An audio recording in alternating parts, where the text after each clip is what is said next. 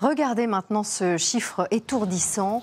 198 millions de passagers se sont arrêtés dans les aéroports français l'an dernier. Parmi eux, celui de Nice, particulièrement fréquenté en cette période estivale.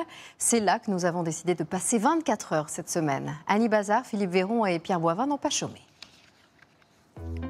C'est un aéroport qui vous donne l'impression d'atterrir sur la mer, où transitent chaque année plus de 10 millions de passagers. Embarquer, débarquer, se faire contrôler, ça, vous connaissez déjà.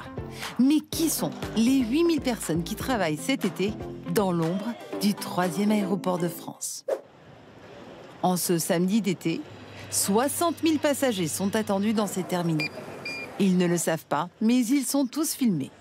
Dans le centre névralgique de l'aéroport, une dizaine d'agents se relaient jour et nuit pour scruter, à travers un gigantesque mur d'écran, l'ensemble de l'aérogare et des pistes. Objectif, repérer et gérer chaque problème en temps réel.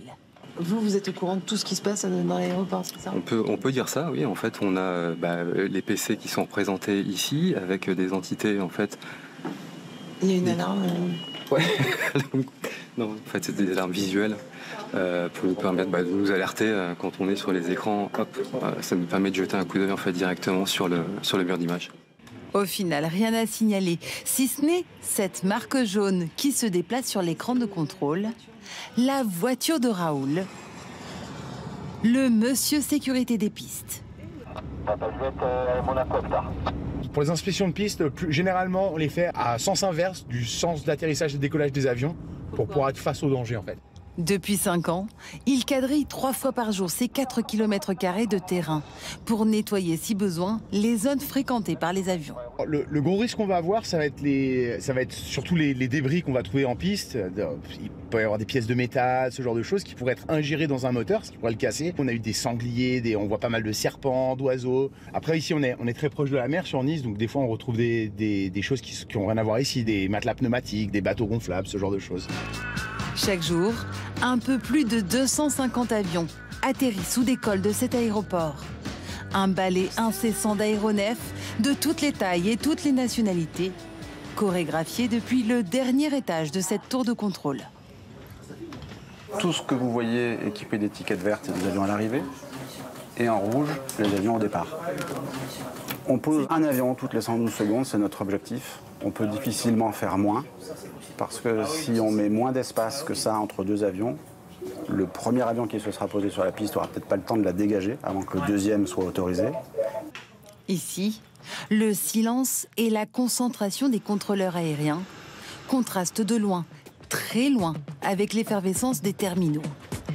Pour assurer la sécurité des lieux, un peu plus de 200 réservistes, policiers et militaires patrouillent dans l'aéroport. Ne vous inquiétez pas, le chien travaille. Accompagnés par ces chiens spécialisés dans la recherche d'explosifs qui interviennent juste avant l'enregistrement des passagers. Good morning, welcome to Delta. Quand on rentre dans un aéroport, c'est quand même un petit peu un climat anxiogène avec le bruit, la lumière et tout ça. Et donc nous, on est là pour que tout se passe bien. On est le début de leurs vacances. Faten est agent d'escale depuis 20 ans et parle 4 langues. L'anglais, l'italien, l'espagnol, le français. Juste ce qu'il faut, dit-elle, pour rappeler à chaque passager les consignes de sécurité. Ce skateboard est en apparence inoffensif. Pourtant... Je vais quand même double-checker avec la sûreté, savoir si ça passe. Et on revient vers le passager. Contre toute attente... Ok, c'est bon, vous pouvez le prendre avec vous. Oh, merci. Pas besoin de déposer la planche en soute avec les valises. Cela va lui éviter des kilomètres de tapis entièrement automatisés dans les sous-sols des terminaux. Une technologie ultra performante que seuls 5 autres aéroports dans le monde ont déjà pu s'offrir. Mais ne vous y trompez pas, les robots n'ont pas encore vocation à remplacer l'homme en matière de sécurité. On a toujours les yeux sur le portique pour voir où ça sonne exactement. Le risque zéro n'existe pas. Donc pour nous, chaque passager qui passe est une personne à qui on ne peut pas faire confiance. Les objets les plus fous que vous ayez trouvés On peut avoir des haches, on peut avoir des gros couteaux, on peut avoir l'explosif du coup. Une vigilance de chaque instant, car l'aéroport de Nice ne s'arrête jamais. Il est l'un des rares en France à rester ouvert 24 heures sur 24.